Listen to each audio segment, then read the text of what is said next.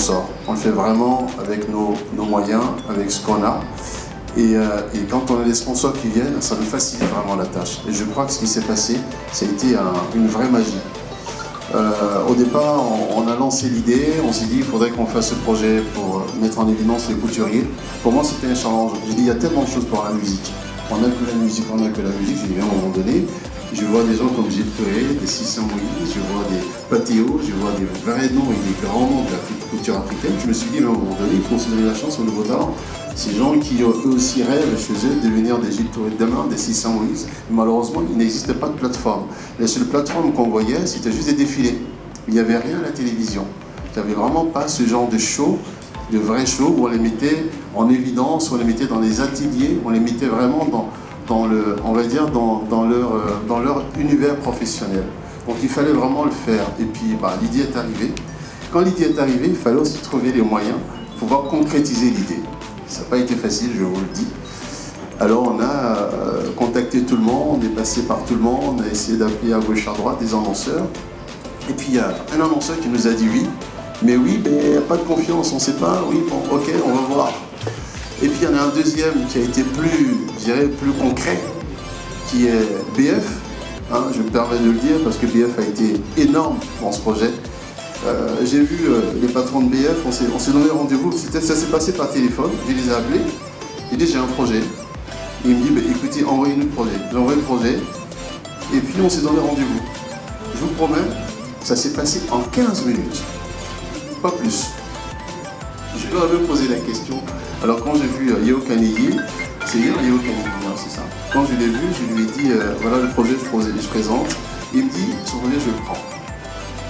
J'ai dit vous le prenez comment? Il dit je le prends en premium. J'ai dit vous prenez en premium? J'ai dit oui. Puis j'ai dit à sa collègue là, il dit est-ce que vous pouvez me pincer parce que là, je lui ai dit pincez-moi. Elle me dit pourquoi? C'est trop rapide. Je vous assure. Il me dit non je le prends. Il appelle Sandra, il dit bon écoute on va, et je crois Mariam n'était pas là. Donc ça s'est passé, d'abord ça a commencé par Mariam et après Yeo. Donc mais ça s'est passé en 15 minutes. Je vous promets, alors c'était un peu bizarre parce qu'une semaine avant, il y a un annonceur qui venait de me dire non, il m'avait dit oui au départ. Il me dit non, je pars avec toi, je ne dirais pas son nom, c'est du temps. Voilà. Il m'avait dit non, je te donne telle somme, t'inquiète pas, je suis avec toi. Alors j'étais à fond dedans, et puis il m'appelle. Il me dit, d'abord c'est moi qui appelais, il prenait plus le téléphone. Je dis, oula, c'est un peu compliqué. Et c'est ce qui se passe en général. Donc on se donne rendez-vous et on a il y avait une réunion dans sa salle, mais une grande table, hein. On était 3 ou 4. Elle était énorme, j'ai jamais oublié, elle était énorme cette table. Et quand je lui dis alors on fait quoi? Il me dit non, mais tu sais, frère, quand tu avais promis, là, on ne pourra plus te donner. Je dis ouais, mais vous me donnez, j'ai fait quoi? Il me dit non, mais tu sais, ça va être compliqué, tout ça. Bon, en tout cas, on est avec toi, tout ça. Je dis, vous êtes avec moi, comment? Non, on t'accompagne. Je dis ok. Et comme je sais que, voilà, donc j'ai dit, bon, écoutez, c'est bien ce que vous me proposez. Alors, je propose d'autres choses qui n'étaient pas mal. J'ai dit, bon, je prends ce que vous me proposez. Sauf que quand je sors de là, j'ai pas d'annonceur, quoi. Et puis j'étais là, une semaine, j'ai dit, mais je vais faire comment? Il faut que je lance l'émission. Et c'est la même période, dans la même semaine, que j'envoie un mail à Mariam. Je contacte Yeo Kanigi et BF en moins de 15 minutes. Je vous promets, ça s'est passé, mais c'était magique. Je suis sorti de là, je ne croyais pas encore. J'ai appelé Yeo derrière, j'ai dit mon gars, tu es sûr que tu prends l'émission? Il m'a dit oui, on a signé, enfin ça s'est super bien passé. Et après Yeo, il y a eu BF, il y a eu Unuax, il y a eu d'autres aussi qui sont venus et qui nous ont donné ce coup de main. Donc pour dire que ce n'est pas toujours évident, mais il faut y croire. Il faut y croire. Ce genre de projet ne motive pas forcément les annonceurs qui sont très habitués aux chanteurs. Ici, c'est la danse, c'est la chanson.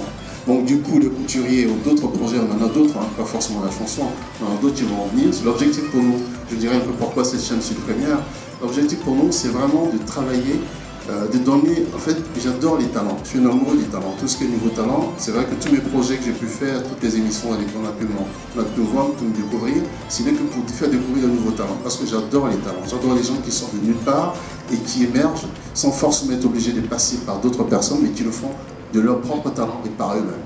Donc ça a été quelque chose qui m'a toujours motivé.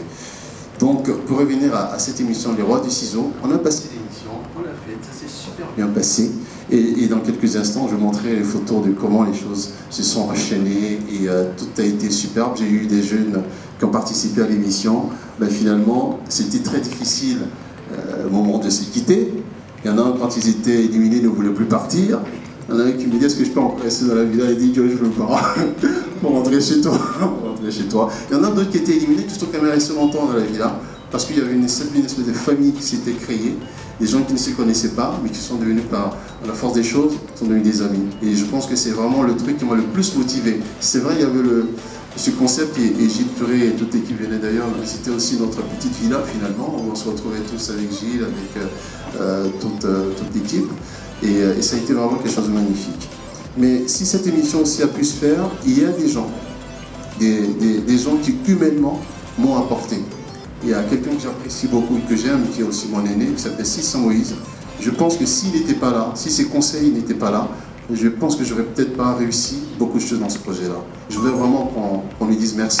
En même temps que nous allons applaudir les annonceurs et les sponsors, humainement, il a été vraiment là.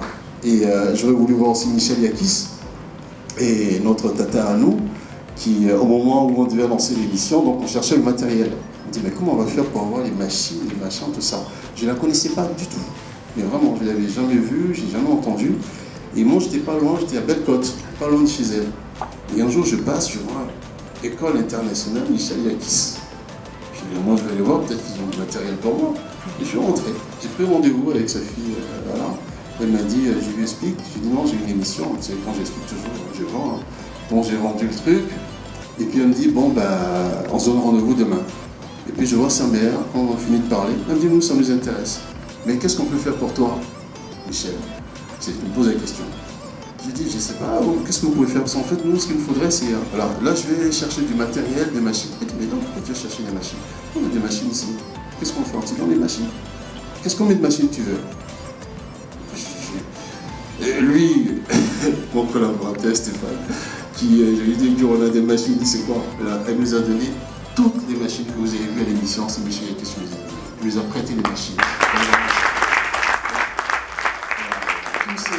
Tout s'est enchaîné, comme quoi, je pense que, je ne sais pas s'il y a des croyants, tous croyants, mais je pense que Dieu nous a mis des gens qu'il fallait sur le chemin pour qu'on arrive à faire cette émission. Elle a été faite, c'est vrai, avec l'argent, mais elle a été faite aussi avec la valeur humaine et avec des gens qui ont vraiment cru en ce projet.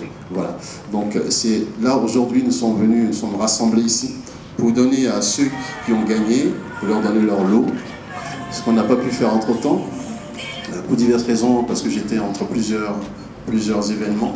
Donc aujourd'hui, c'est vrai que ça a été fait un peu à l'arrache, il fallait que ça se fasse pour qu'au moins on puisse libérer les jeunes, qu'on puisse nous-mêmes se libérer les annonceurs, et puis venir encore pleurer chez Marianne pour que l'année prochaine, cette année, pardon, on puisse repartir sur l'émission. Elle est obligée de venir, Marianne. On va être ensemble. Voilà, donc c'était juste le petit résumé sur l'émission, on reviendra un peu sur tout ça après. Pourquoi Sud Première? Sud Première, c'est un projet qui vient de ma longue expérience professionnelle. J'ai 30 ans de métier, de radio, j'ai commencé par le journalisme, après c'est la radio, après il y a eu la télé, et après est venue la production. Donc j'ai un peu fait pas mal de chaînes, en télé j'en ai fait pas mal, et puis en radio aussi j'en ai fait pas mal, beaucoup, j'en ai fait beaucoup. Et je pense que ça m'a beaucoup forgé professionnellement. En télé, il y a eu TV5, il y a eu CFI, il y a eu France 2. En radio, il y a eu Radio Tabala, par laquelle j'ai commencé avec Constilleka et toute notre génération, enfin, il était un peu le même, avec toute la génération. Et il y a eu après Voltage FM, il y a eu Latina, il y a eu Média Tropical, et puis il y a eu Africa numéro 1, et puis la dernière que j'ai faite en 2011-2012, RFI. Et puis après RFI, je me suis dit, il faut quand même à un moment donné passer à autre chose, aussi créer quelque chose pour la génération, pour les jeunes, pouvoir changer quelque chose aussi avec eux. D'où la création de cette chaîne. Il n'y a pas de Bolloré derrière, il n'y a pas de président qui finance, il n'y a pas de bruit, il y a juste un gars volontaire, un gars téméraire. C'est un mot que j'ai appris aujourd'hui d'ailleurs, quelqu'un qui m'a dit, qui m'a écrit ça, une personne que j'aime beaucoup, qui m'a dit, je sais que j'ai confiance en ta témérité. Donc c'est vrai que quelqu'un de téméraire, que je me suis dit qu'il fallait aussi lancer ce projet-là. Donc ce projet est venu un peu trop, c'est vraiment au bout de 30 ans de métier, et je me dis on a beaucoup à apporter. Et apporter, ça veut dire quoi? Pour moi, une chaîne de télé, c'est bien le divertissement, mais derrière le divertissement, il faut qu'il y ait ce côté instructif. ce côté éducatif. Ce côté où on se dit, nous, en Afrique, on a beaucoup à prouver. En Europe, les divertissements encore, on peut s'amuser, on peut faire plein de trucs. Mais nous, je pense qu'on a une mission. La mission de conscientiser, la mission d'élever un peu le débat, la mission d'élever des émissions. Ça veut dire que quand on a une émission de divertissement, ça c'est ma vision à moi, je ne dis pas qu'on est là pour éduquer comme on veut, mais quand je prendrai une émission comme celle qu'on a faite aujourd'hui, Les Rois des Ciseaux, on a ce divertissement, mais il faut que dans le fond, la forme reste divertissement, mais il faut que le fond nous apporte quelque chose. Il faut que celui qui regarde cette émission dise « Ah, on apporte quelque chose ». Quand on fait par exemple une émission... C'est aussi intéressant ce que je dis là, c'est bien. Voilà. Quand on fait une émission de musique aussi, c'est pareil. Et on en a d'autres qui vont venir, d'autres émissions qui vont venir. On aura quelques petits divertissements qui ne seront pas forcément très instructifs, mais qui vont être aussi divertissants. Voilà. On ne va pas tout le temps rester dans le sérieux. On va déconner un peu, on va dégamer un peu. Et c'est vrai que notre objectif, c'est vraiment de rester dans cette ligne-là. On en a pas mal de projets qui arrivent. Et pour la chaîne, la petite histoire, j'ai cité tout le monde, je ne vais pas oublier la RTI. Parce que si cette émission va connaître un essor et aussi une importance dans le pays, c'est aussi parce que la RTI a accepté le projet. Il y a beaucoup qui viennent avec des projets, c'est pas parce que c'est Ephraim Yupo, il y en a beaucoup qui viennent avec des projets et qui n'ont pas leur place. Vous savez, quand on devient responsable dans une chaîne de télévision, c'est en ce moment-là qu'on comprend que tous les projets ne sont pas, même qui peuvent être très bons, et c'est pas parce qu'ils sont très bons qu'ils peuvent être aussi sur notre grille. Parce que la grille a sa couleur, il faut respecter la couleur de la grille. Tu peux venir devant. Isabelle, tu peux venir. Sinon, j'ai dit tout le monde te regarde, tout de suite. Voilà, donc Isabelle Hano, qui était parmi les membres du jury. Voilà, bonsoir. Voilà, donc je vais laisser la parole à Mariam. Hein, et puis, Mariam, la responsable, d'accord. Voilà. Madame Karamanko, on va l'applaudir. Nous allons féliciter M. Gaba Mohamed, qui est lauréat, on va dire, le gagnant.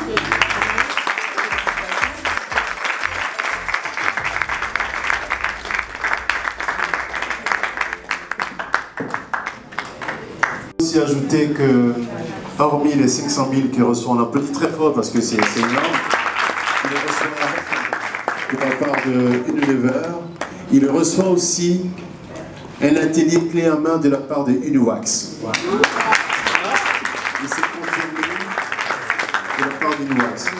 Il reçoit aussi un billet d'avion Air Côte d'Ivoire, Air France, Air Côte d'Ivoire. Air Côte d'Ivoire. Voilà, donc, et puis, est-ce qu'on a d'autres choses que j'ai oubliées? Il reçoit aussi 10 morceaux de pain, comment vous appelez ça? 10 complets de Uniwax aussi, voilà. Il reçoit. Et le billet d'avion, tu peux me donner ton billet d'avion s'il te plaît? Voilà, donc là il reçoit son billet d'avion de la main de Côte d'Ivoire.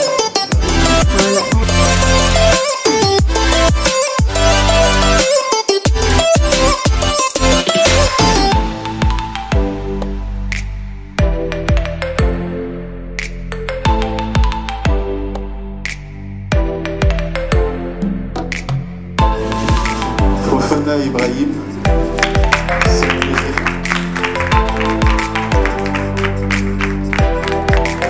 Aussi, les bras chargés. Je vais encore rappeler Mariam pour lui remettre son chèque qu'il reçoit de la part de BF.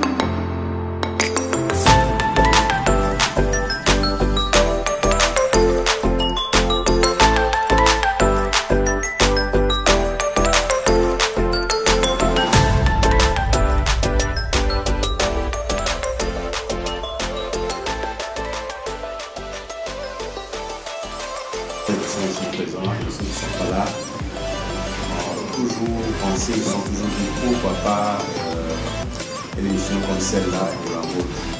La mode est une activité qui est laissée pour compte dans beaucoup de domaines. Et les personnes se battent pour l'inclusion, l'évolution de la mode. Parmi ces personnes-là, nous avons entendu ici Isabelle Allo, qui a fait beaucoup, continue de faire beaucoup pour la mode ivoirienne et africaine. Je fais donc en boîte de pas, mais à travers une émission de télé-réalité. J'avoue que j'aurais bien voulu être là avec Gilles, Patrick et Isabelle pour participer donc à cette émission-là. Malheureusement, pour des raisons que je ne trouve pas ici, je n'ai pas pu être là. Ceci dit, j'ai dit à Ephraim, vas-y, je t'accompagne, je te soutiens moralement et je suis à ta disposition. Quand tu veux appeler moi, tu fais ce que tu veux, tu fais ce que tu veux, jusqu'à ce que tu veux. Et même quand tu m'envoies le message, il y a 2 ou 3 jours seulement pour inviter donc à cette activité, qu'est-ce que je vais faire? Je suis là vraiment pour encourager, pour dire merci et féliciter aussi tous les membres du jury, tous les coachs, parce que j'imagine que ce n'est pas évident. J'avais des épaules, on m'appelait chaque fois, donc c'est compliqué, il faut partir tous les matins très tôt. Et j'avoue que c'était très difficile pour eux. Je les félicite et je les remercie pour leur disponibilité. Aussi aux candidats, bravo et félicitations. J'aurais bien voulu être là, même ne serait-ce qu'une minute pour voir un peu l'ambiance. Heureusement, je ne pouvais pas être là. Et je vous félicite, je vous encourage. Et en tout cas, bon vent à Ephraim et à cette nouvelle aventure. Et puis, à Paulus. Voilà. Et puis pour le sponsor, merci.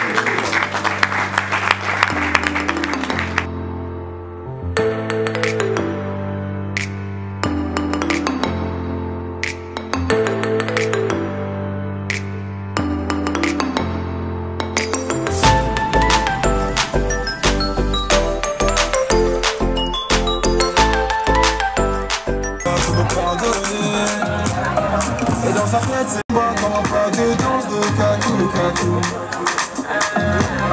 On cherche à nous barrer la route. Écouter les gens c'est douloureux. Je veux même pas savoir qui te parle, c'est moi qui te parle. Le couple c'est nous deux.